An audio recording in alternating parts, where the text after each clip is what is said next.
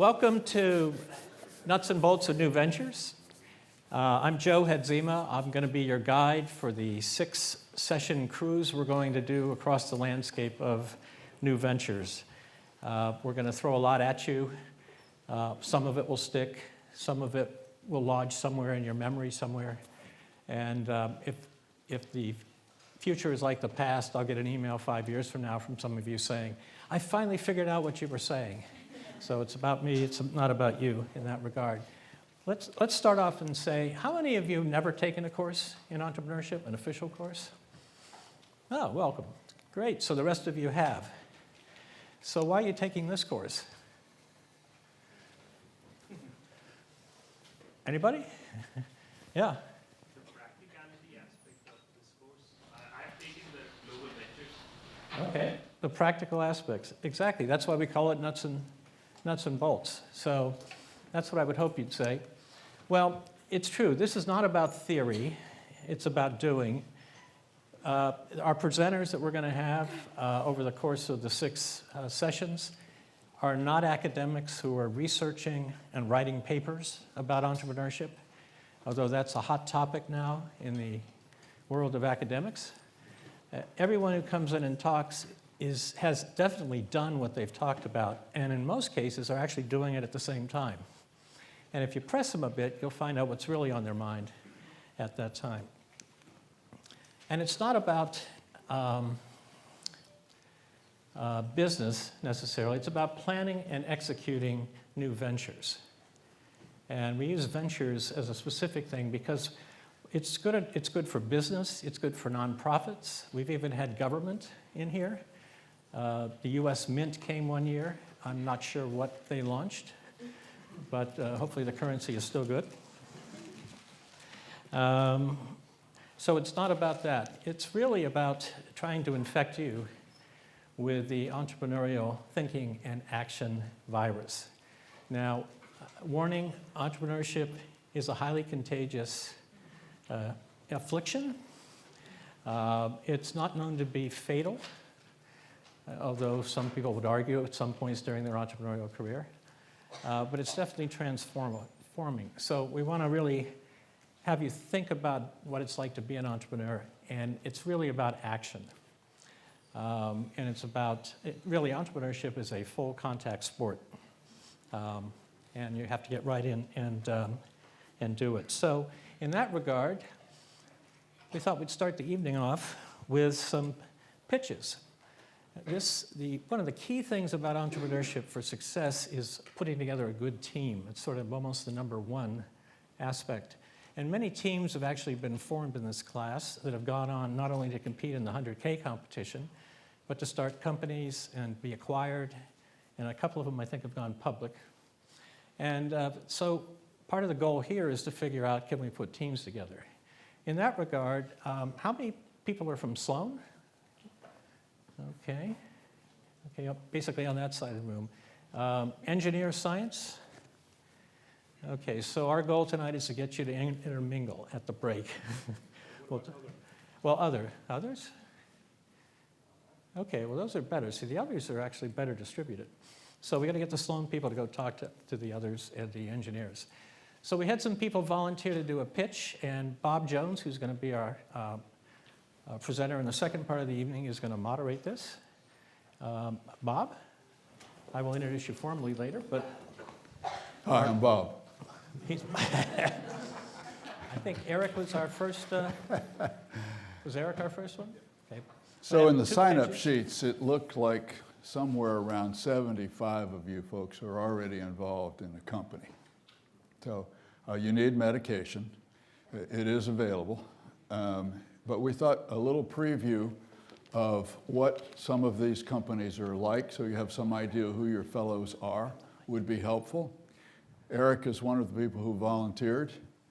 And Eric, you don't know this, but we're going to give you 2 of the hardest challenges a technically oriented entrepreneur will face, which is you can't have any props, so put away that phone you've got out. Oh, no, okay. Yep. You're about to see adult withdrawal, ladies and gentlemen. And the other is to tell us about your business in 60 seconds, which is incredibly difficult to do. If you haven't tried it, you don't know. But we're going to have ask Eric to tell us a little bit about his business. You get 60 seconds, and then we'll provide you with a little bit of feedback. So whenever you're ready. Thank you, Bob. Eric Moline, I'm the founder of a company called Seat Forever. First, a little bit about myself. 20 years here in the ecosystem. I call it around Cambridge. I've been a finalist in the 100K competition. Spent a couple years in investment banking, a couple of venture-backed startups. And I'm focused now on a ticketing business, online ticketing. We sell tickets, obviously, and approximately 100,000 unique visitors per month. We have about 200,000 tickets on the platform. Team of about 12 people right now. It's a part-time effort. We're just getting things moving. Just a quick plug for the program here. I haven't formally attended, but I use the founding memo that they're probably going to talk about for several teams that I've put together over the years, so I'm a big fan. We are team building right now, getting the venture and the team going, looking for engineers, advisors, to join on this adventure. I'm not supposed to cheat, but there we go. Give them a round of applause, please, ladies and gentlemen. Thank you. Thank you. Howdy do. Why are you better? Well, you've got a question from the floor already. Why are you better? Well, Put away that phone. You're a founder. You should be able to do this. Sorry. the IP in the company is still a little bit confidential right now. It goes to the name of the company, Seat Forever, all around making the fan experience more memorable. A lot of you are probably aware that investing has become a sport in today's world, television shows and whatnot. My competitor, SeatGeek, just raised about $160 million just around primarily athletes funding the venture. So some of that is confidential at the moment. Eric, I'm a little bit confused. Who actually pays you? Are you selling directly to Direct consumers, consumer. or are you working? Yes? Direct to consumer. And how do you find the consumers? How much does it cost you to acquire one of those consumers? And what's the annual value of one of those consumers to you? Well, we're still just getting going. I've spent 20 years in lead gen, SEO, SEM, basically traffic generations through the web. So we're primarily driving customers through mobile and web platforms. And how much does it cost you to acquire a customer, and what's the typical value of that customer to you? Do you get renewals, so they're coming back for more? We don't have the math yet. We're just a couple months into the project. But from prior experience, probably about $110 for customer acquisition cost. And is there value to you greater than that? Of course, yeah, somewhere in the $400 to $500 range. Okay. That's not a trivial point, ladies and gentlemen. A lot of us overlook what does it actually take to acquire a customer, translated how much does it cost. And if you're spending $5 to find a customer who's worth $3, that may not be a sustainable proposition. Nice job, Eric.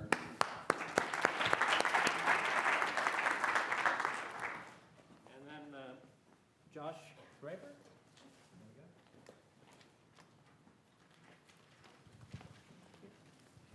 All right, Josh, whenever you're ready. Hi, how are you? My name's Josh Graver. I did my PhD in robotics at Princeton and my MBA here at MIT, and I'm working on distracted driving. Distracted driving is the #1 problem in transportation safety. It's the new drunk driving. It kills 10,000 people a year in the US alone, causes almost 1 million injuries. Most states have texting and driving laws or hands-free laws, but they're very difficult to enforce. The Secretary of Transportation came here to MIT and asked for better enforcement technology. That's exactly what I'm building. You can think of it as a red light camera or a police radar gun for distracted driving. It's powered by machine learning and can see a person driving by on their phone, and you can either issue them a ticket or pull them over. We're at early stage. There's a lot of opportunities for you to get involved. If you're excited about this cause, please come talk to me. You can help end distracted driving.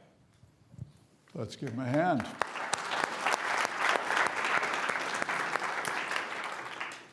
Josh, if you told us how you make money, I missed it. How's your business going to make money? Most enforcement technologies are paid out of the ticket stream. So it's a very similar business model to a speed enforcement camera. Well, but if I understood you correctly, you're going to prevent tickets by preventing distracted driving. If we Therefore, if prevent you succeed, distracted you'll have a driving, diminishing revenue stream. If we prevent it 100%, that's a huge win. But what's scientifically evidenced in other enforcement technologies is you can decrease it 30, 50, maybe 60%, but you can't eliminate it. Think about drunk driving. Well, There's let huge emphasis on me it, stop but it's because not we're on a eliminated. real short leash for time.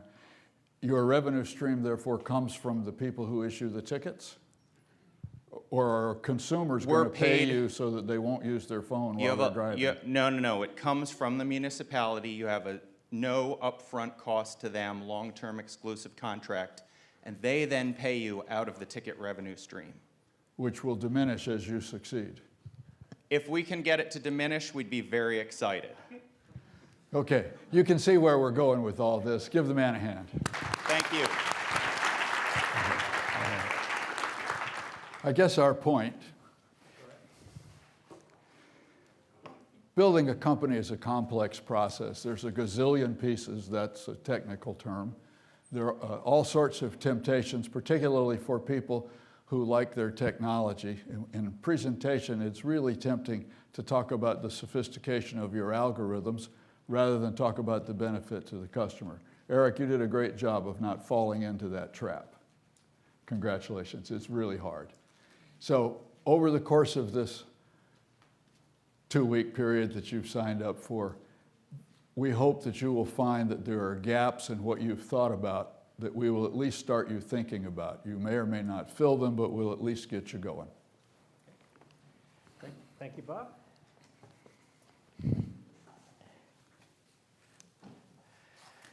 So speaking of the next 2 weeks, what are you going to get if you take this course? What we hope you will get out of it? Well, first of all, you're going to get newer enhanced skills to be able to answer these kind of questions. First one is, how do you evaluate something? How do we determine whether either of these pitches is something that's likely to succeed and where the weak points are and what would have to happen for them to work? And that's such an important thing to understand. So a question generally, what is the scarcest resource that a startup has? What's the most valuable, scarcest resource? Somebody's doing money. No, that may seem that. Somebody said time. Who said time? Okay, so time, it's your time as a founder. And as I said, everyone who talks here tonight has actually done it. I have wasted 3 or 4 years struggling down something that I should have figured out at the beginning, because as an entrepreneur, you say, I'm going to make this happen. And if I'd had better skills at the beginning, I probably wouldn't have picked up on that project. I would have done another one. So we have the scars to show for it. So the first thing is, how do you evaluate something, either from a business or an impact viewpoint? That's important for people that are doing social or developmental entrepreneurship. You know, how do you get impact? How do you figure out who's your customer or who cares about what you do? Bob is going to lead us through that later tonight. And it's really important. It's probably the only thing you really need is a customer. How do I get financial resources to launch and grow the company? We're going to have a session with the financing sources panel. So you get to meet various types of sources, realizing each has different requirement and maybe something good for you or may not be something that you want to pursue. We'll also have an evening on financial projections to figure out what kind of resources are you going to need. How do I scale a venture and make it sustainable? Well, that's partly a business model or a venture model.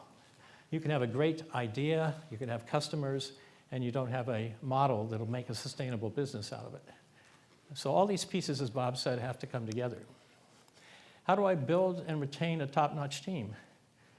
Yost tomorrow is going to talk about organizations. He's going to use real examples of certainly things that have succeeded, but I think he's probably going to tell about a few things that didn't and what we learned from that.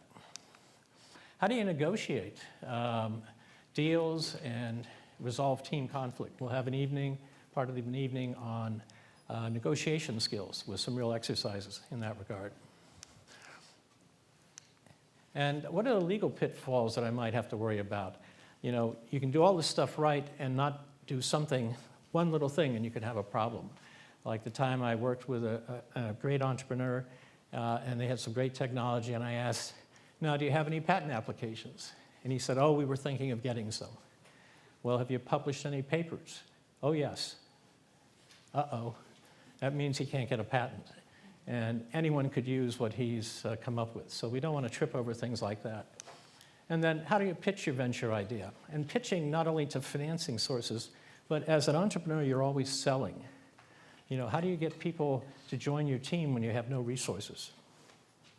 You know, how do you convince a customer, a big company, to be a customer where the price of your product might be, you know, more than the value of the company? You know, how do you pitch those things? How do you get people excited? So those are some of the things we hope you'll get by the end, or at least understand that those are questions. Now, what about the class itself? Well, it's a lesson in entrepreneurship, in how to start up. So the history is I was doing some teaching here, and some people came up and said, you know, during IAP, could you do a class in how to start a business? Because you're really practical. You know, we want to learn how to do it. And I said, oh, yeah, well, that makes sense. Maybe I could do that. But I know some other groups are doing it on campus, so let me check into it. And of course, I got busy, and I didn't really get anything done. And so I got a phone call in probably mid-December saying, we put a course in the catalog, and we dare you not to show up. Now, this is pre-internet. There was actually a print catalog. So first of all, I had to go get the catalog to see what they signed me up for. And first of all, I was kind of pissed, you know, like, what the hell? And then I realized these people really wanted something. And I didn't have much time to put it together because it was going to be, you know, 2 weeks. So I think they had said 4 evenings, and I said, oh gosh, you know, so how do we do this? Well, I thought of, like, at the time, 8 different things you might want to know about to start a company. And I said, I can't talk about all these. I got to get it to some other people. And so I got on the phone and started calling people. I called Bob. Bob, do you know anyone who could talk about this? You actually have to have seen him do it, and he has to have done it. And at the end of the 2-week period, I had 50% of the people I'd never met. And we decided, well, if they're going to come, what are they going to do? 2 weeks preparation. We'll make it easy. I say, just get up and say, what are the 4 or 5 things I wish somebody had told me before I started a company in whatever they were talking about? You know, spend 10 minutes doing that, and we'll do Q&A. So you don't have to prep, just use your experience. And I crossed my fingers. We also were worried that we'd have all these people coming in to talk and nobody in the audience. So got on the phone and called a lot of people up and said, you know, can you come in? This might be interesting. So I think it was in 6/120, the first session, and it was packed. We had people sitting in the aisles. And I turned it loose, and it was great. It was amazing. And it said to me, wow, what did I learn? I had customers. I had people that really wanted to know this. I was able to find good people. I articulated very clearly what they had to do, and then I got the hell out of their way. And that was the beginning of the course. So it was really a lesson in an entrepreneur. You had a customer, a value proposition, you found good people, and you didn't screw up the execution. So that's the history of how the thing got started. And over the 31 years, I was talking to Bob, you know, we started this course when I was 10 years old, after I graduated from MIT.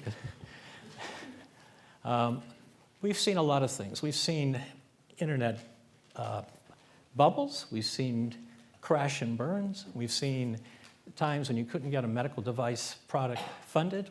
We've seen times when companies could be flipped in less than a year. And through all of that turmoil up and down, one year we had the course, the economy was in shatters. And actually, that's really the time when companies that tend to be enduring get launched, when there really is not a lot of money because you have to figure out what you're doing and make sure you execute on it. So during all that time, it boiled down to these 2 themes that we're going to talk about throughout the course. First, no matter what you're doing or what the economic situation is, you've got to create value.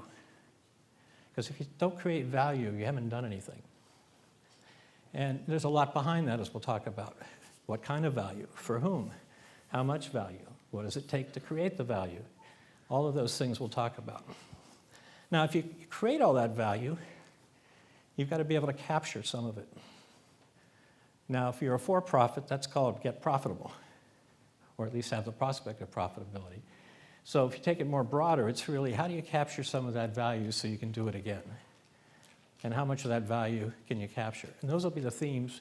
The second part is really business models and execution things around that. And the first is a combination of what the product is and the customer. So those are the basic themes we're going to talk about. So here's the overview of tonight. We're going to talk about who you are, and we're going to introduce our teaching team. We do have a case study that we'll introduce, and I'm going to talk a little bit about venture basics, guideposts for you to think about during the 6 sessions. And then we're going to do a break for team building, and Bob's going to come in and talk about this thing called customers. So I thought we ought to talk about who you are so we can help you get together. So I have to write this down because it's pretty extensive. We had 300 on the list. So first of all, we have these people. We have students, and in all those different disciplines, and we have non-student participants. And organizations. So we certainly have MIT here.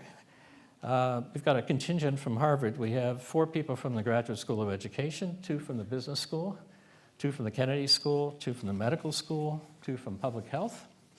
We have Boston University, Boston College, Wellesley, Brandeis, UMass, Tufts, University of Calgary, up there somewhere, University of Cambridge, Penn State, Middlebury, Holt International, and Imperial College, London. We've got people from Mass General, Draper, Google, Oracle, Wayfair, and of course several private companies. We've talked about where the people from Sloan and others are. So who has an idea and is looking for team members? Any hands? Okay. Just a few. This is like, you used to go to these mixer events and they'd give you a name tag, and if you had money, they'd put a green dot on it. No, you didn't want the green dot. Okay, so what areas are we interested in the audience? I see neuroscience, AI, of course, AI and factory automation, machine learning, mental health, clean tech, biomedical devices, cannabis manufacturing, battery design, solar, ed tech, SaaS, corporate entrepreneurship and innovation. That I'm right in the middle of dealing with that in a real company where I'm the little guy dealing with the big guys. It's like getting root canals. We'll come back to that. Energy systems, microbiome, blockchain, building efficiency, smart cities, real estate, construction, robotics, 3D bioprinting, cybersecurity, wearable devices, electronic medical records, fintech, women's health. Quite a range. And specific things you're interested in. One person said how to convert an idea into reality, how to test the viability of the idea, product market fit, how to share the idea while ensuring it's not stolen, how to find the right team, key issues entrepreneurs meet in their day-to-day endeavors, how to negotiate term sheets with VCs. In terms of experience levels, we've got a 4-time founder of energy startups. We have the ousted founder of a company. That's a good story, I can imagine. First course ever taken, several other MIT entrepreneurship courses. In the second year of a startup, took entrepreneurship courses at other universities, took nuts and bolts 12 years ago. Maybe you can tell us what we did right and wrong, that'll be good. Always been in government. 15 years of business experience in large companies, and I think we have some venture mentoring service people in the audience.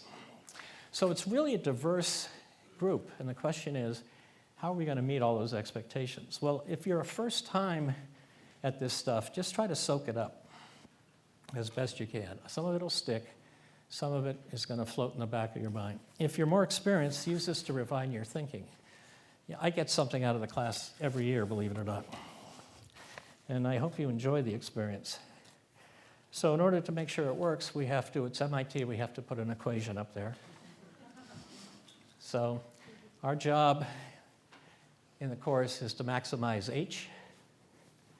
Anybody want to guess what H is? Oh, come on, you're a smart group. Happiness. Okay, so what's R and what's E? Sloan people, what's R and E? Yeah, so Sloan always does that, revenue and expenses. Right? Happiness is revenue divided by expenses. If that ratio is high, we're maximizing H, okay? Or you could reduce expenses. All right, so that's actually a subset of this universal theorem. What else would it be? Reality versus expectations. Reality and expectations, excellent. This 12 years ago you took the course? Okay, so the way we're going to maximize your happiness is we're going to reduce your expectation to 0, and you're going to be amazingly happy in this course. All right. No, but it's true. This is a universal thing in a lot of things. If you over-deliver, both to customers, if the reality is better than the expectations, they're going to be happy. On Wall Street, if the guy next to you or the woman next to you makes $1 more, you're unhappy even though you're both making $1 million a year. So it's kind of a weird place. Investors are happy if reality is better than what they expected. So always think about this as a universal thing. In this course, your expectations way exceed our ability to deliver. So try to get out of it as best you can, and we're always available for questions. So you can use that equation if you want.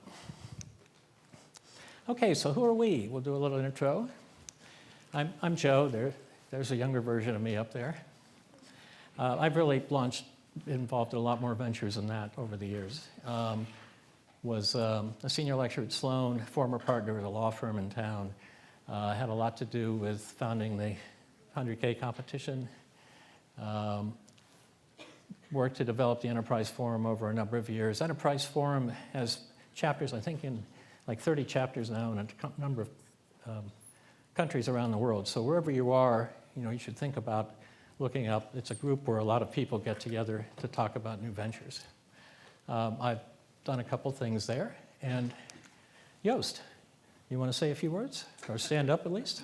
Yes, hi everybody. Excellent to have you all here. My goal is to help you over the course of the next 2 weeks get as much out of this as possible towards the founding, iteration, escalation of your venture activities. And we'll see you again tomorrow night with more on all things talent, people, plus.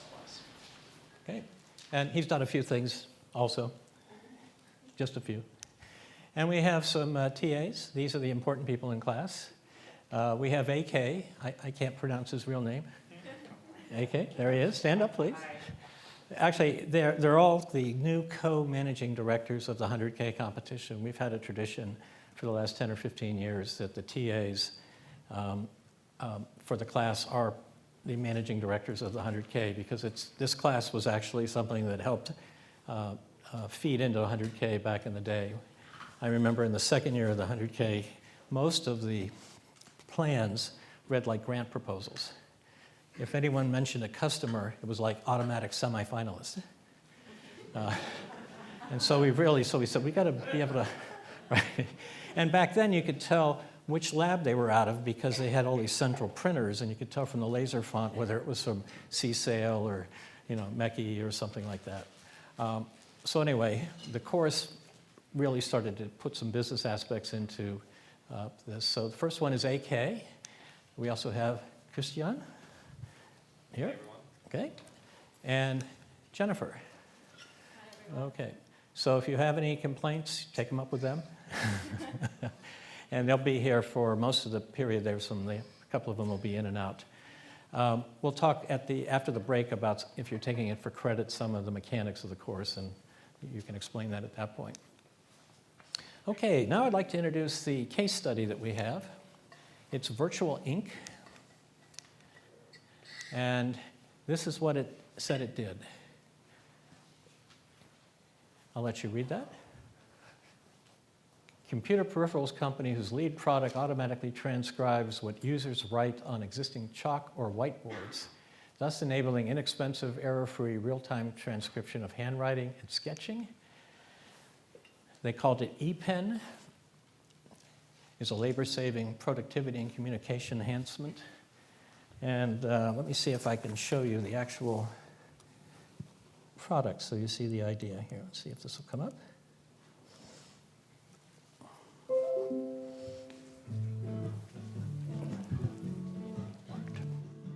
Unlike conventional interactive whiteboards, the small and portable MimioTeach interactive system transforms any ordinary whiteboard into a state-of-the-art teaching tool, quickly and easily. The system includes the wireless MimioTeach bar and rechargeable stylus. It's so easy to set up, it'll be ready in just a few minutes. Simply place the MimioTeach bar onto your classroom whiteboard. Plug in the Mimio Hub wireless receiver and launch the Mimio Studio software. Push the calibration button on the bar and the software will lead you through the process. That's it, the system is ready.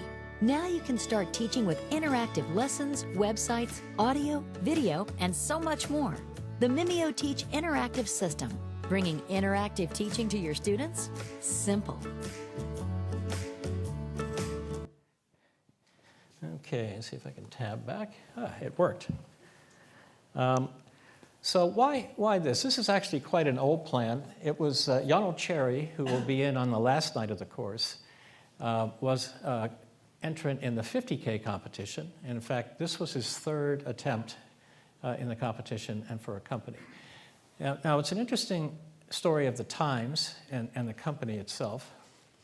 And he provides really unusually candid insight. It's very easy, relatively easy, to find somebody who came up with an idea in his dorm, like Yonel, and then went on and became a wild success and retired, and he tells you how he did it.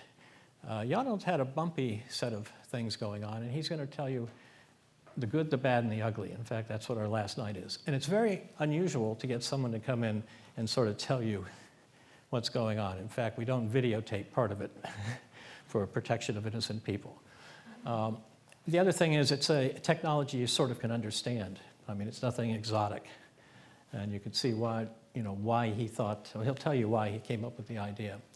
We're not going to dwell on it night by night. There will be references in each night's readings to parts of the plan just to get an idea of what he wrote down. And he'll be in, the full plan is in the course reader, which is at the bottom of the homepage, nutsandbolts.mit.edu, if you want to see it. So now I'm going to switch to talking a little bit about venture planning basics. So what are the kind of things you're going to think about in thinking about planning your ventures?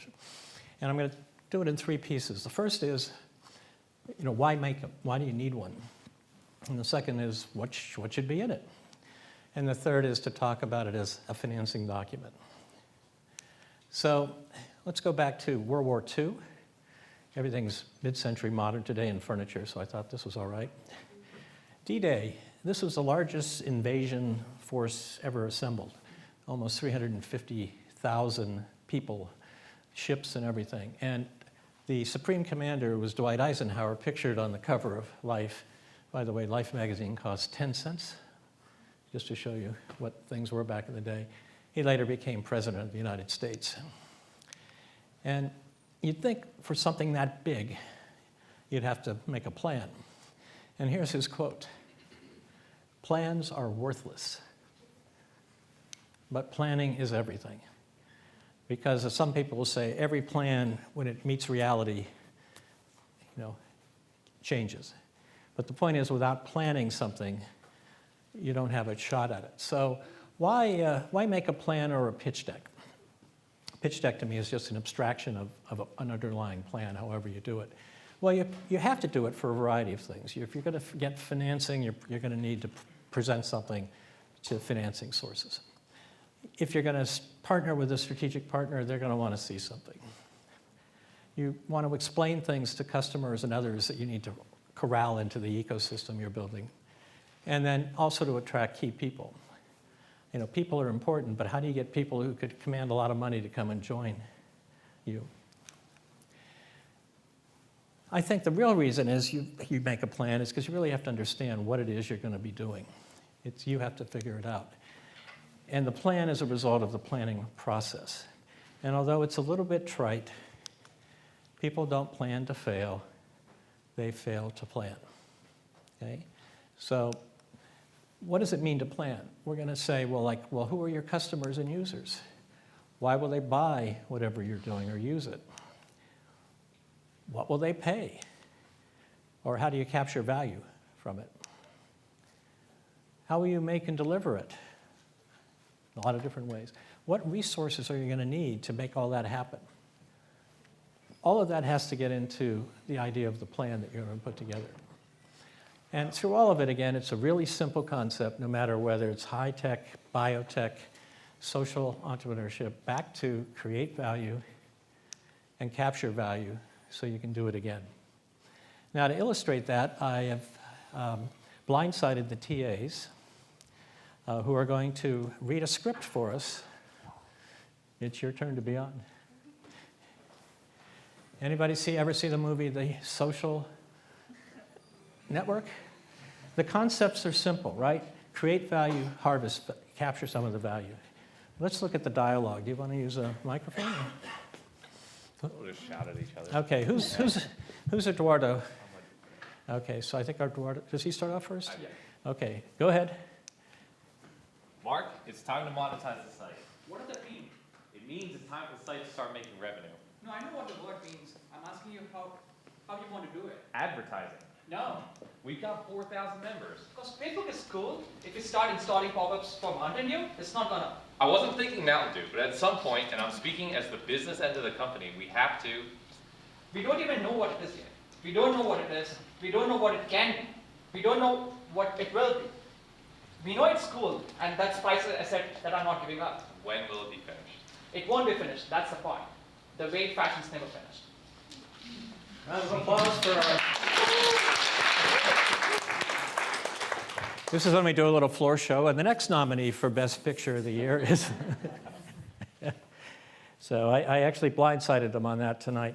So why do I put that up there? Because the very questions they're asking are about, what value are they creating and how are they going to capture it at the early things. But let's move forward a little bit. After Facebook went public, I looked around and I said, when you go public, you file an annual report with the Securities and Exchange Commission. And in there's a section that talks about the business. And I was intrigued when I saw in the business, the mission was to make the world more open and connected. But they had these three major topics. How we create value for users. How we create value for developers. How do we create value for marketeers? So all the way from that initial scene in the social network to a public company, the thought is, just like fashion, you're always thinking about how are you creating value? Who are you creating value for? And then at this point, Facebook was not profitable. They were still trying to figure out how they were going to capture that value, because they knew if they couldn't create value, there was nothing to capture. Okay, you with me on that so far? So the concept is simple, the answers are not. So when we're thinking about a business plan or planning, I think of a pyramid as the way I think about it. At the top is maybe the mission statement. Underneath that is the elevator pitch. By the way, does anyone know why it's called an elevator? What is an elevator pitch? You pitch an elevator? No? Okay. Boy, it's a quiet audience here tonight. Okay, I'll come back to that. There might be an executive summary underneath that, followed by the pitch deck, and maybe a full written plan. It's less likely today that you're going to do a full plan, but you better understand the pieces. The foundations are all these components. Everything from projections, technology, intellectual property, marketing, all those things that have to be distilled down to what it is you're doing at the top. In terms of size, a mission statement is a sentence or a paragraph. An elevator pitch is 30 seconds. Reason it's 30 seconds is 20 years ago, all the venture capitalists were in high-rise buildings, and if you got into the elevator and they were on the top floors, you had maybe 30 seconds as the elevator went up. If they turned to you and say, well, what are you doing? And so like the pitch you gave tonight, you got maybe 30 seconds to get their attention. Today, a lot of them, then they moved out to the suburbs where they had maybe 2 floors, so it was slower elevators, so you had to make your pitches a lot cleaner. Now they're moving back downtown because the incubators are taking off all the buildings down there. The executive summary, maybe 2 to 5 pages. PowerPoint, the famous 10, 20, 30. 10 slides, 20 minutes, 30-point font. Something I don't follow here, so do what I say, not what I do. Maybe the full plan is 20 to 30 pages. But this pyramid makes you think about there's a lot of work that goes on. You ever seen like a swan going across water or a duck? It looks so graceful, but it's like doing this underneath. So all this stuff has to come together in order for you to be able to distill it to what you're doing, why it's important, etc. Okay, so more basics. Who develops the plan? Should it be the founder? Maybe. The team? A hired consultant? Whoever you use, you have to own the plan. Now, Charlie Tillett, who's going to be coming in next week to do something on financial projections, was in this class, and he was in the, I'll tell you more about him next week. He was in the 100K competition, and his idea was something for a projector somewhat akin to what's here back in the day when people didn't have those, so shows you a little bit of date on it. Anyway, we were talking after class. I was dealing with 2 Indian entrepreneurs, engineers, who had a really great product and were having customers, but they just didn't have a plan. They didn't know how to think about it. And Charlie was just graduating from Sloan, and he was looking around for something. So the 2 of us hopped in his pickup truck, drove out to a strip mall in Chelmsford, I think it was, sat down with them, and Charlie liked what they were doing, and they got together, and from that early stage all the way through a public offering, Charlie was involved in being part of the team that owned the plan. He actually wrote the plan. He got the details out of these engineers that were too busy doing what they were doing. So the point is, it doesn't matter who writes it, you have to own it at the end of the day. The plan is a selling document. Don't lose sight of that. It should be not boring, but it has to be defensible. Here are the elements that would go into a plan or a pitch deck, these kind of things. And we'll step through a bunch of these. By the way, these slides and all the presentations will be on the website after class, probably by the next morning. So don't feel compelled to take detailed notes if you want. Notice in these that there's not a section normally that says technology. Because technology by itself isn't, it can be important, it can be the thing that makes it work, but it's not the plan, it's not the business itself. By the way, interrupt if you have questions. If you do have a cover page document, here's some of the things that should go on it. Contact info, I can't tell you how many times I've gotten something, I have no idea how to contact people. Seems silly. We call this nuts and bolts. That's sort of really nuts and bolts. Confidentiality legend and securities law legend. We'll talk next on Thursday a little bit about raising money and U.S. securities law, about what you can put in a plan and what you shouldn't put in a plan. Here's an example of virtual ink.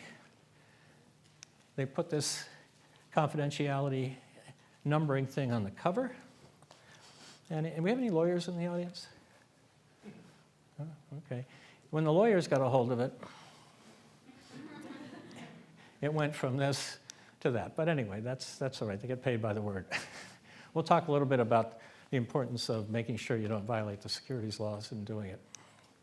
Have a table of contents.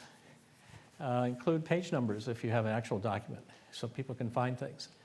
So the question for the class, what do investors tend to read first in a plan? All right, executive summary. What do they read second?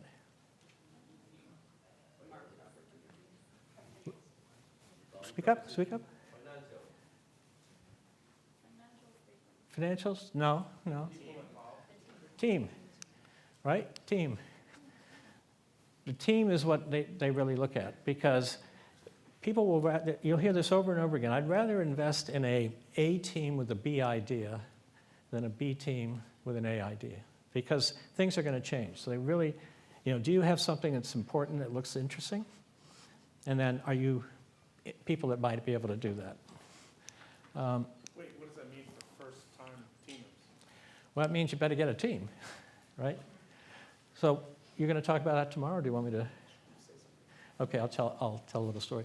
So what do you do if you're first time? If you're Bill Gates and you've done Microsoft, you're going to get a new one, you're going to get people attracting you, or any of the current crop of entrepreneurs that are well known.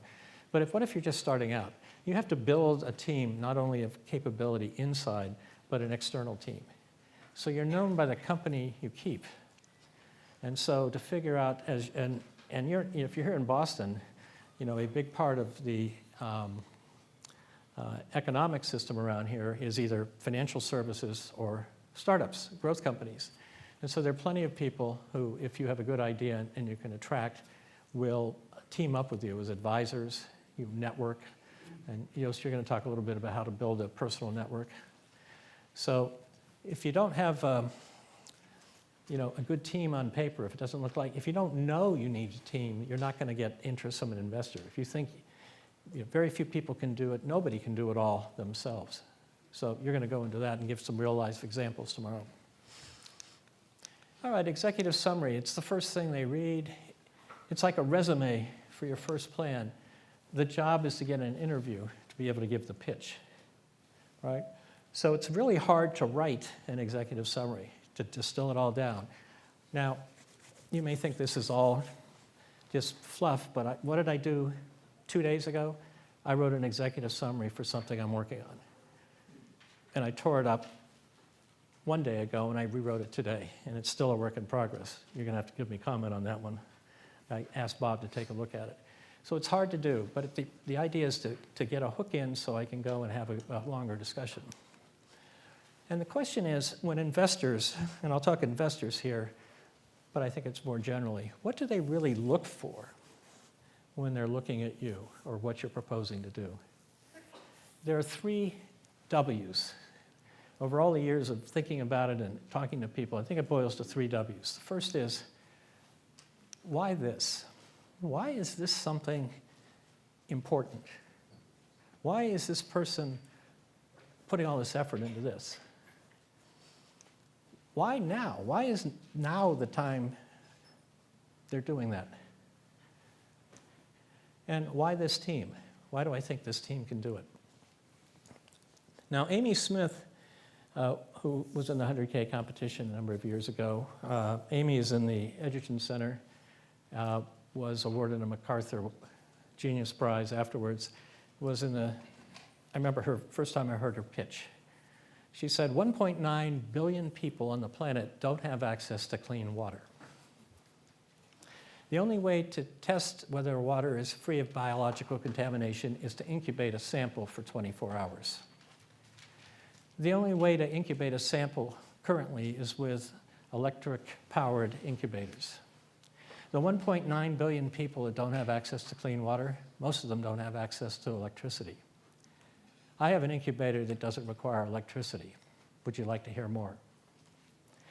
Why this? Big problem. Who knew? I didn't know back then. I mean, we were all insular. 1.9 billion people don't have, to me that was astounding. I've since learned a lot more. Why now? Because she actually had the solution at that case. And why this team? Well, I didn't know. She didn't have a team yet. But the first 2 got me interested. And if you get somebody interested through all of those, we'll come back to some other examples. There's a 4th W, and I think in sales parlance, you probably recognize this, Bob. Why won't this work? All right, so when they start asking questions that say, yeah, but, then you know you've got them tackled in. So everything you do in your executive summary and your pitch and everything should really think about these 3 questions. Why this? Why now? And why this team? When I do a session on business models, one of the points to sort of answer Yost's question a little bit differently is, if you haven't done it before, but you've shown you have a good business model, you might convince someone that you actually know what you're doing. But I'll leave that to Rich tomorrow night. Okay? Size, again, some of these things you could just read. Executive summary is like a resume. The idea is to move you along in the process. At the end of it, you ought to be able to turn to somebody and say, who is this person? What are they doing? How big is it, what they're doing? You know, how do I think they're going to survive?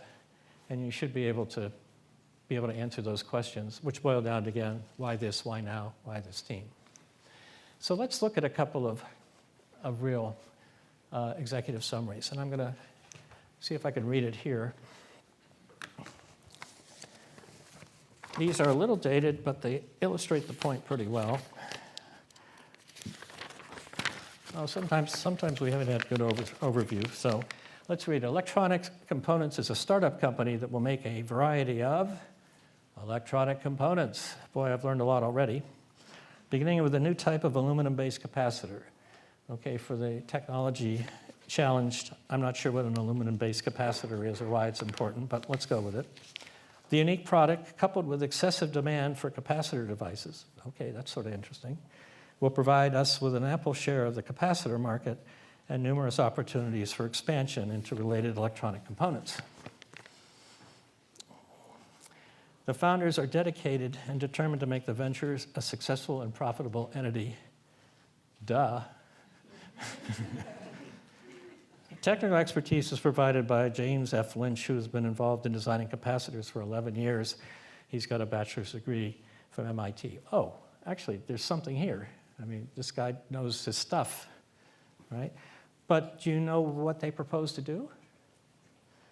What is the excessive demand for capacitors, and why is it there? How big is the market? It sort of reads like a grant proposal if you go down through it. I mean, maybe you could get an interview based on the fact that he's got experience, but duh. Question, yeah. It looks exactly like a grant proposal because the dollar amounts match current grants for SBIR grants. Oh, well, this was way before SBIR grants were that size. Good point. So maybe, I don't know what the true story is. Maybe he wrote it as an SBIR grant and decided it was good enough for funding sources. Phase 1, phase 2. Yeah, we'll talk about SBIR's Small Business Innovation Research Grants are a great way, can be a great way of getting funding without having to give up equity. I put can because you have to be very careful with it. And so this might illustrate the point that something that works for one presentation does not fit the goals for another, which is why this, why now, why this team? All I know here, maybe I've got a team. I don't know why. Okay, so I'm not going to overdo the point.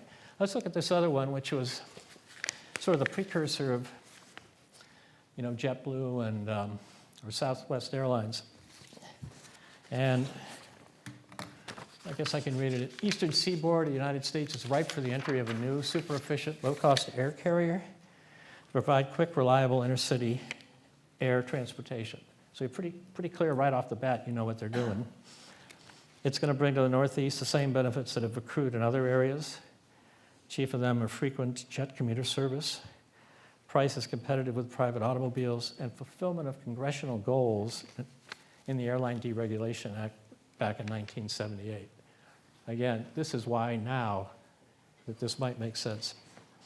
Then they tell you a little bit about what they're doing. Aggressive, innovative management that's been tested in the field, equipment and facilities designed specifically for low-cost air transportation, manpower selected, trained, and motivated to be efficient and profit-oriented, i.e. non-union back in the day, and new systems to be applied to the entire business.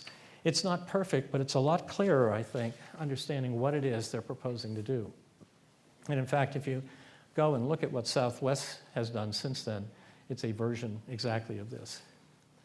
So as between the two, we don't know what the team is other than apparently they've done it before. So anyway, an example of executive summary that leaves you hanging and one that maybe you'd be more inclined to ask, well, tell me, how are we going to take advantage of this? Okay. This is the Virtual Inc. executive summary. For those of you taking the course for credit, if you write an executive summary, do not copy this one. I mean, it's okay, but every year I get one that looks just like this. But I do want you to look at two things here. When Yano comes in, he said initially he was looking for $320,000 and further investment of $2 million is needed. So when he comes in, remember those numbers and we'll see what really happened. By the way, for reasons we'll talk about under securities law, it's okay to put the amount that you're looking for in a plan, but don't say, I'm giving away 10% of the company for a whole bunch of reasons we'll talk about. Okay, so let's get into the body of the plan. One of the topics is, well, what is the opportunity? You know, how big is the market that you're going after? And, you know, let's say you were Uber. You know, you're looking, sometimes, a lot of the times that disruptive innovations occur through startups you're actually growing a market bigger. So a taxi market was pretty fixed and pretty static. In fact, you know, there were a limited number of medallions that you had to get from the city. Uber came along, as you know, and just sort of blew that all up. So when they presented I haven't actually seen an Uber plan, but if you're in a situation like that, the idea of explaining the market looks like this, and we're going to do things that are going to blow it up and make it look 10 times larger because we have a different way of doing it. And why is this time the right time for your product or service? When you're thinking about it, should I do this venture or should I join this venture? Convergence of opportunity and solution is a real key one. So I put the air traffic control system in there because we had in the 100K one year, we were announcing the semi-finalist, and a group came up and said, well, how come you didn't choose us? And I said, okay, well, who are you? We're the guys that had the air traffic control system improvement. Oh, well, yeah, I mean, it looked like great technology. I mean, they had stuff about how they could, you know, do it down to the 10 feet and this and that and everything. But, you know, you got to change the entire air traffic control system. Nobody's going to put in a piece of it. So great technology, but it wasn't really likely to be a venture. And they said, well, didn't you know that the FDA or the FAA just put out a request for proposal for a design for a new air traffic control system? No. You didn't tell us that. That makes all the difference. I mean, when you talk nuts and bolts, don't assume that the people you're talking to know as much about what you're doing as you do. In fact, if they do know as much, maybe you should join them, is the point. So this made this one thing, this air traffic control system revamp, made that all viable. Just like the point I did under the People's Express about a deregulation event occurring. On the other hand, we have 3D printing. I was at an investment conference a couple years ago. Somebody came up and says, well, you're at MIT. Tell me about this new 3D printing. You know, it's really hot. And I said, yeah, the original patents have expired. It's been 20 years in the making. The reason it's there today is because of advances in material science and some electronic control stuff. So the timing of entering a market like 3D printing, if it's too early, you're looking at could be looking at 20 or 30 years. So the question is this the right time to do this? And I've been on the bleeding edge of a lot of stuff. Fortunately, I've caught a few waves over the years, but there have been some crashes and burns where I know this is going to happen. It's just, you know, will it be within a reasonable time frame? So as you're thinking about it, is this the right time? What are the drivers that are going to make this successful? Does this make sense? Okay. Market analysis. You know, who's in the market? What are your competitive advantages over them, et cetera? You know, you think about it if you're Airbnb founders, again, like Uber, a disruptive thing. You know, the current players are hotels, regular bed and breakfasts that you get through little guidebooks if you're going to cute little villages in England or something, and you come up with Airbnb. And I put this quote because I've heard this several times from venture capitalists. Okay, I get it. Who loses if you win? And what is their response going to be? Boy, you ought to think about that. So thank you very much for showing me the way. So how many people have seen ads for Beyond Meat? Okay. Has anyone actually tasted the stuff? Yeah, I haven't yet, but I've done Impossible Burger. Anyway, Beyond Meat turns out doesn't really have a whole lot of patent protection around any of that. One of the investors they took on before the IPO was, in one of the later rounds was Tyson Foods. Tyson, when they got close to IPO, sold their stock back to the company. And guess what Tyson is doing? Making vegetable-based burger type stuff. So if you win, who loses and what's their response? And, that's a question. And you got to, all that work could go to naught if you don't figure it out. Okay? What's your go-to-market? Bob's going to talk a little bit about, who's your customer? How do you reach them? How do you qualify them? What's the cost? He's already talked about how much does it cost to get a customer. And then, again, another expression I've heard from venture capitalists. All right, yeah, I get it, but will the dogs eat the dog food? What? All right, you say it's good, but do the dogs actually eat what you put in front of them? Because if they don't, show me a customer who actually wants what you have. Will the dogs eat the dog food? See, venture capitalists have all these, shorthand things that they talk about, and you got to learn their vocabulary. If I can find it, I'll put up a list of VC speak and what it really means. It's interesting. Now, I don't want you to give you the impression that we're just talking venture capital here, because that's, I think, a tendency. Most people come into this class thinking, oh, I've read about it, you got to raise all this money stuff. Maybe or maybe not. It depends on the nature of your venture. And there are plenty of different ways to get funding, and we'll talk about in the financing sources night. Now, what about, where are you in the development plan of where you're doing? Do you have a working prototype? Are you trying to raise money in order to get the money to build something? What are the timing needed for it? And please, please avoid nuclear fusion. They've been working on nuclear fusion for 75 plus years. And the problem is it doesn't work until it all works, right? I mean, it's either works or it doesn't. So if you have a venture where it's all the pieces have to work, that's tricky. I'm in the middle of something now where we've got a sort of printed electronic patch type thing that can both sense and deliver a treatment. We'll leave it at that.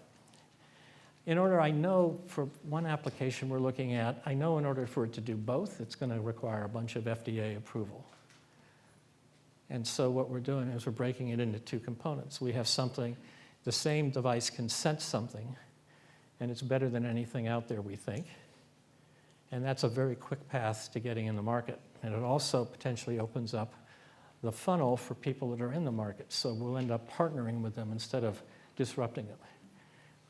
But as we're looking for the whole thing, what we really want to do is build a complete solution. But I can have a business, we think, without having to go the full route. So again, think about timing of stuff. The action plan, again, why this team? Well, if you have a plan that looks like you know what you're doing, that helps to build credibility. And these are sort of important things. I like to identify credibility testers. What is it about this project that I don't believe? I don't believe they can get a customer. Then get a customer.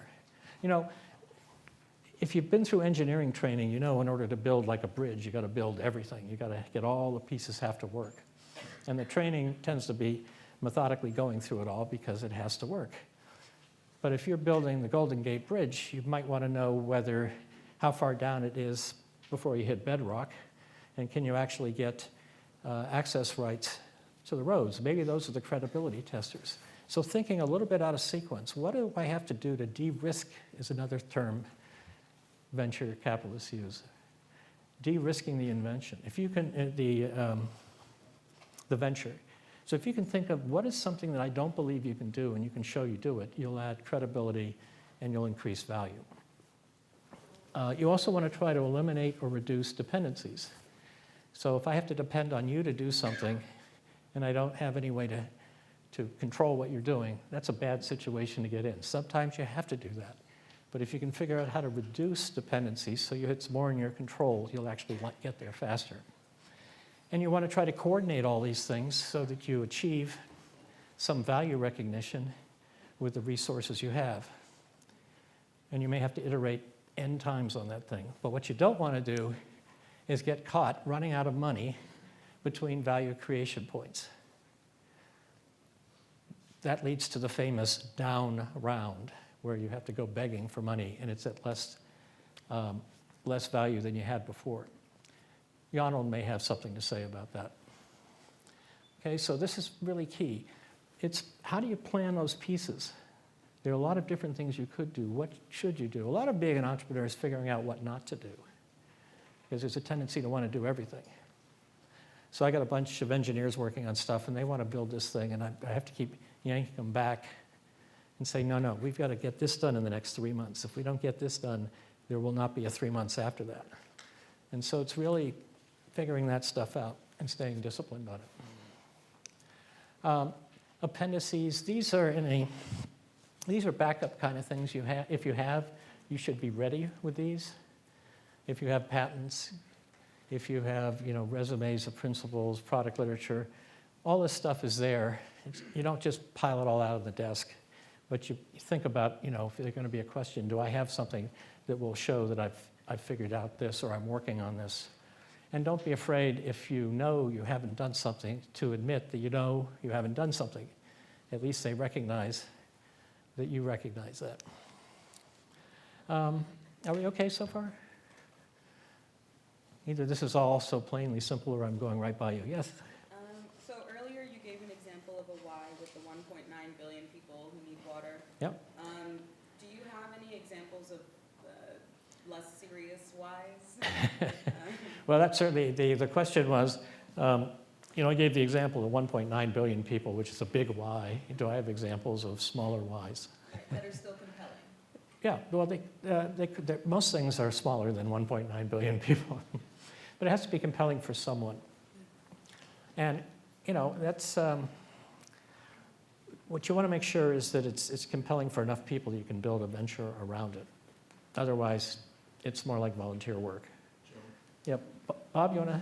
We had two examples earlier this evening. Eric gave us an example of people who wanted to get tickets and couldn't, and Josh gave us an example that distracted driving is the new drunk driving. So you may or may not find either of them compelling, but those were their whys. Yep. Okay. And so if it's not compelling to you, the question is, can you make it compelling to others? Because if it's compelling to you, it may be a very good hobby. It may be a cause you feel strongly with, but will you be able to assemble a team around that? Will you be able to get the resources? So just, think through it a little bit. I do the 1.9 billion because it took me by, really? So is that fair? Okay. So fine-tuning the plan, we're all victims of pattern thinking. It's almost like object-oriented programming. You program a module and you don't think about it. Oh, yeah, that's the module about customers. And so you really need, as you're putting this together, make sure you have people who have not been intimately involved with it look at stuff as appropriate. It could be any of these people. The accountant, if you're in, or somebody with accounting training, if you're into the financing part of it, if you're getting serious. If you're getting to the point where you're using this for raising money, you should really definitely make sure you have a lawyer look at it. Then I'm going to run through quickly some things that Lita Nelson, the former head of tech transfer, put together that I, with her permission, sort of stole. Yes? Are there like ballpark lengths for these different sections that you would expect, or is it kind of? Question is, are there ballpark things? The shorter, the better. And in fact, today I think a lot more is done on the pitch deck. Even with pitch decks, people say, well, that's all you need. Well, no, you actually do need to have all its, to do a pitch deck that's really good, everything in there should have something that you can support behind it. Whether it's, clinical literature, something you've done, testimonial for a customer, something that says, why do I believe you? Because remember, the fourth why is, why won't this work? And so being prepared to answer those questions. Or to identify the risk factors. I think I cover it in a later slide, but in case I don't on this one. You know, if you go in saying, I got this covered, people aren't going to really believe you. There's always a problem. The question is, have you identified it? And if you say, the risky part of what I'm doing is this, and if that happens, here's our plan B, at this point, here's what we would do for plan B. At least then it's sort of like, oh, they thought it through a little bit. It's not all like, first time, everything is rosy. So some reality behind it. So here are the three readings here. The first is like a resume to make a cut. The second is to justify the investment if you're the investor. And the third is to have people commit to a plan. So if you don't make the first cut, the other two don't get there. So the question is, why do people not make the first cut? Here's some examples. An idea too good to ignore. Even if the presentation is, something that's really compelling, 1.9 billion people maybe. A financial promise too good to turn down, or appears to be too good. A team good enough to believe in. I don't know if, I'd tell you, during my career, I've run into people and I've listened to what they said, and I said, I don't know that I believe what they're telling me, but there's something about this person that tells me this person is going to succeed. If not in this, something else. There's something about them. And if you've been around long enough, you'll recognize those. An action plan that's credible and focused. They know what they're doing. It may not be the right thing, but they've thought it through, and here's what we're doing. Details that give assurance of insight, commitment. Format and style that shows passion, but sanity. Those are good reasons. Here's some more. Oh, here's why they fail. Insufficient market. I need $5 million to build a product that there will be 20 million I could sell ever. That's not a good thing. Non-credible technology, usually not an issue around MIT. The timing of the technology could be. That is, I don't think there have been more than maybe 5% of the cases that I've looked at where I said this is absolutely crazy and can never be done. But in technology investing, is it when can it be done? And we'll talk a little bit about how venture funds and other investor time horizons may not align. Was there a question? Yeah. My question is, from the previous slide. Previous slide, okay. So, when you want someone to invite you, right, to present further details, Yep. you obviously want to give a very good impression. Right. So what I wanted to ask you was that ideal balance between kind of like over-promising, because, you do want to impress people, and with ordinary kind of vision, they won't get impressed. So you have to give a big vision, and, that you're so capable, etc. But then when let's say now you get the money, and, you promise some metrics in your initial, and now, obviously, reality is never perfect, and, chances are 50% it might not work out like that, and 50% it might. Right. So then, how do you balance that lack? Kind of like, does it come into ethical grounds, or does that just come into? Okay, boy, there's a lot of questions there. So let me distill it down a bit. The question is, how do you balance being, passion and vision and the doubts you probably have about whether you can do it? And at what point does it cross into like ethical grounds where you're promising things? Have you read the case about Theranos? Elizabeth Holmes and all that? There's an example. I recommend that. That's where they raised a bunch of money.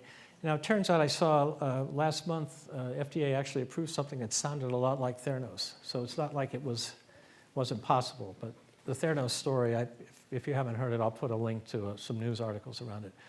It's really, do I think this person is passionate about it because they're going to be spending time doing it? Do I think they've done their homework? Do I think they're credible? And, it is a small community, not just in Boston, but in any place there's entrepreneurship. So if you sort of are known to have misbehaved in the past, it's going to be hard. You maybe not know why you'll never get funded again. People will do background checks. In fact, we were part of a venture partner in a late stage fund doing intellectual property stuff for them. And they actually had a journalist who was a venture partner, an investigative journalist.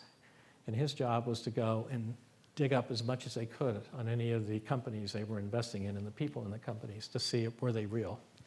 So you get a buy the first time. And if you don't acquit yourself well, I mean, you can fail. Chances are most of the ventures will fail. The question is, do you fail gracefully, enough so that people would want to invest in you again, invest either time or money or whatever. So is that sort of answer? Okay, good. Reasons to fail. Investment too large for the promise is also another one where, again, the size of the market versus the amount of money, and we'll talk about that in the financing projection thing. The last one I want to take a moment on, failure to understand the market. Every time that I've tried to go into a market that I don't really understand, or I don't have someone there who understands it with me, I've been burned. I mean, understand it at a really deep level. And I put underneath it culture/environment. So there was one famous example of this. I think it was a company out of, Yost may remember this, out of MIT, that had a method to deliver vaccine through an aerosol in the nostril. And I think it was in India, or maybe one of those. And it was, so the idea was you could deliver this stuff, you didn't have the problems of, dirty needles and all that stuff. Sounded like it made a lot of sense. And they went and tried to do it, and it was a failure. And could anyone guess why it was a failure? Yeah, well, yeah. Well, it was a failure with the patients. I'll cut through it, because if you got it, it would be too much. The mothers of small children were used to seeing their babies cry when they were stuck with a needle. And they somehow were thinking they weren't getting the vaccine. So it was a failure to educate the market that this was actually better for the children. So it was a failure to understand the culture and the thing around it. It wasn't anything wrong with the technology. It was actually superior. But because they didn't do that kind of homework and understand the market and prepare for it, it just went, I don't know if it ever succeeded, but it sounded on paper like a great thing. And I think it even had the benefit that you could mix it at the last moment. You didn't have to refrigerate it. So there were a lot of big benefits to it. I'm probably mistelling the story. Okay, other reasons, too optimistic. Sometimes not ambitious enough. Hard to believe that. Sometimes engineering-backed plans, are methodical and not ambitious enough to get there. Regulatory barriers insufficiently addressed. I remember seeing a plan that they didn't even acknowledge that there was even an FDA issue. And so that didn't get anywhere. So you can read those things. Other cosmetic reasons are just, again, they're trying to judge you. And if what you're presenting just doesn't you have one chance to make a first impression. And if you don't do a good job of that, it's hard to get to recover from that. So these are some examples of reasons. So what have we covered? Why develop a plan? At least an overview of what should be in it. And we're going to go into each of those sections over the next 6 sessions. And then thinking of the plan as a financing document. And think of the pyramid. And before we take a break for team building, are there any questions thus far? I've done such a good job that you have no questions. Okay. All right, so it is 7:23. We're going to take a 15-minute break. And after you do whatever you have to do from a bio perspective, go talk to someone else who isn't like you. And we'll sit with them and talk about what they're doing. And we'll reconvene in 15 minutes. I'll give you some